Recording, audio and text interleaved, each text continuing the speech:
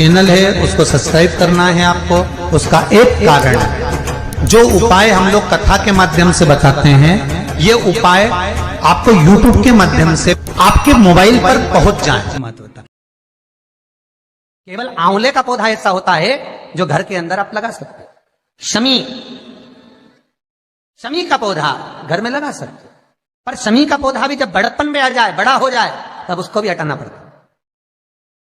शंकर भगवान को जो बेलपत्र चढ़ती है, शमी पत्र चढ़ता है, उसमें बेलपत्र का जो पौधा है वो परमानेंट कितना भी बड़ा हो जाए वो सुख देगा, पर शमी का पौधा भी ज्यादा बड़ा होगा तो वो आपको हटाना पड़ेगा, ले जाकर लगाना पड़ेगा। छोटा है पर निवेदन है कि बड़, पीपल और आंवले की त्रिवेणी आप गमले के अंदर ना बना। आप गमले के अंदर, कई माताओं की आदत है त्रिवेणी कहां पूजने जाएंगे, त्रिवेणी पे कहां दिया लगाने जाएंगे, तो गमले में त्रिवेणी बना लो, बड़ का पौधा भी लगा लो उसी के अंदर, उसी में आंवले का, उसी में पीपल। वो शिव महापुराण वर्णन नहीं करती। त्रिवेणी त्रिवेणी बाहर, त्रिवेणी का पौधा बाहर हो, घर के अंदर। क्यों? शिव महापुराण की कथा में स्पष्ट कहा गया, जहां त्रिवेणी का पौधा गमले के अंदर होता है, वहां उस स्थान पर महाराज कहीं ना कहीं क्लेश का भाव होता है, उस घर में शांति नहीं होती। क्यों? तो उसका भी व्याख्यान गरुड़ पुराण में कहा गया। क्या वर्णन किया गरुड़ पुराण में? कि जब जीव आत्मा को लेकर आया जाता है, सारे सुख दुख सब भोगने के बाद में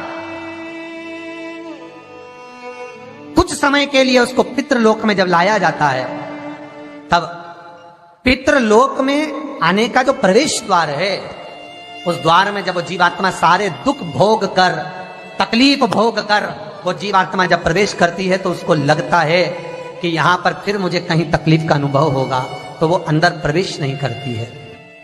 त्रिवेणी का जो पौधा होता है, उसी पौधे के नीचे वो जीवात्मा कुछ देर विश्राम कर लेती है। इसलिए शिव महापुराण कहती है त्रिवेणी बाहर पूजी जाए, त्रिवेणी बाहर लगाए। पर त्रिवेणी का पौधा घर के अंदर गमले में रहेगा। जीवात्माओं को जैसे दुख का भान होता है तो विश्रांति लेते हैं, तो आहूत पितर व सुख, जो प्रेत योनि में भटकने वाले भी जीव होते हैं, वो त्रिवेणी के नीचे कुछ समय के लिए विश्राम लेते हैं।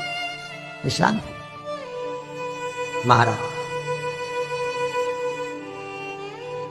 विश्राम। तो शिव महापुराण में और गणेश पुराण के अंदर एक बहुत सुंदर प्रसंग है। गणेश पुराण में जैसे दुर्वा का प्रसंग कहा गया है, कल उस प्रसंग को थोड़ा वर्णन करेंगे गणेश पुराण के, कि कौन सी दुर्वा किस चीज के लिए लाभदायक है। तो गणेश पुराण में शमी के जो पत्ते का वर्णन करा गया, तो उसमें स्पष्ट कहा गणेश पुराण में कि यदि एक लोटा पानी, एक कलश जल, उसमें चंदन घोलकर, अक्षत के 5 दाने और पीपल के 2 पत्ते उसमें डालकर शमी के पेड़ के ऊपर उस जल को समर्पित कर कर आप अपनी कामना बोलकर जिस कार्य के लिए जाते हैं, वो कार्य मात्र 3 दिन में सफल हो जाता है। मात्र 3 दिन लगते। गणेश पुराण शमी पत्र का, शमी का जो पौधा, आपको कहा था बेलपत्री माता पार्वती के नैनाशूर से प्रकट हुई, रुद्राक्ष का पौधा शंकर भगवान के नैनाशूर से प्रकट हुआ, और शमी का जो पौधा है वो उमा और महेश, माता पार्वती का जो एक अवतार हुआ था, उमा अवतार। तो माता पार्वती, जो 52 अवतार माता पार्वती के हुए हैं, उसमें एक अवतार माता पार्वती का उमा अवतार है। तो उमा अवतार जब माता पार्वती का हुआ था, तो उसके साथ में शंकर भगवान को महेश्वर अवतार लेना पड़ा था।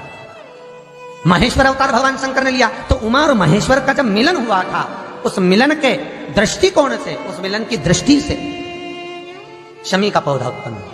शंकर भगवान की जो जलाधारी है, बस उस जलाधारी का मुख उत्तर का होना चाहिए।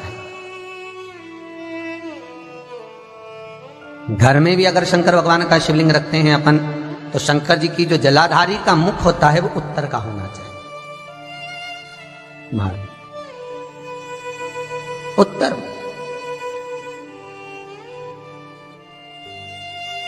भगवान को जब भी बेलपत्र आप शिवलिंग पर समर्पित करते हैं, तो ये डंडी का मुख आप जहां बैठकर कर रहे हो, आप उधर बैठे हो, इधर बैठे हो, इधर बैठे हो, जहां तुम भगवान शंकर के सामने बैठे हो, इस डंडी का मुख, तुम जिस जगह पर बैठकर बेलपत्र समर्पित कर रहे हो, तुम जिस जगह बैठकर बेलपत्र चढ़ा रहे हो, तुम जिस जगह बैठकर बेलपत्र को भगवान शिव को समर्पित कर रहे हो, इस डंडी का मुख आपके ठीक विपरीतता के भाव में होना चाहिए। भगवान शंकर को जहां बैठकर चढ़ाओ, डंडी का मुख विपरीत था। महाराज जब शमी पत्र भगवान शंकर को समर्पित करो तो शमी पत्र की डंडी का भाग आपकी ओर होना चाहिए। बेलपत्र की डंडी विपरीता भाव और शमी पत्र की डंडी का भाव, शमी पत्र की जो डंडी होती उसका भाग अपनी ओर होना चाहिए। यह बटकेश्वर महादेव कोई साधारण नहीं है। हमारा अदालत में केस चल रहा हो, प्रशासनिक कोई परेशानी आ रही हो, कोई एग्जाम निकल नहीं रहा हो, कोई केस अदालत में चल रहा है, नहीं निपट रहा, बड़ के पेड़ के नीचे शिवलिंग का निर्माण करिए और शिवलिंग का निर्माण कर कर पूजन कर कर घी का घृत का दिया लगाकर दही चढ़ाए। उस दही को वापिस हाथ से चम्मच में निकाल लीजिए। उस दही को रख लो, शिव जी की पूजन अर्चना कर कर भगवान भोलेनाथ के शिवलिंग का विसर्जन कर दिया। दही जो चम्मच में निकाला है उसको एक रुमाल में लगा लीजिए, चाहे स्वस्तिक बना लो, चाहे छापा लगा लो, बिंदी लगा लो। उस रुमाल को जिस एग्जाम में बैठ रहे हो उसमें जेब में रखकर ले जाइए। अदालत जा रहे हो तो उसको अपनी जेब में रखकर लेकर जाइए। महाराज बटकेश्वर महादेव का पूजन, बटकेश्वर महादेव का स्मरण, बटकेश्वर महादेव की आराधना, बटकेश्वर महादेव का नाम जाप, बटकेश्वर महादेव की अर्चना फल देती। बटकेश्वर सुख प्रदान करती है, आपके जीवन का आनंद प्रदान कर देती है, आपके जीवन का आनंद फल देती है।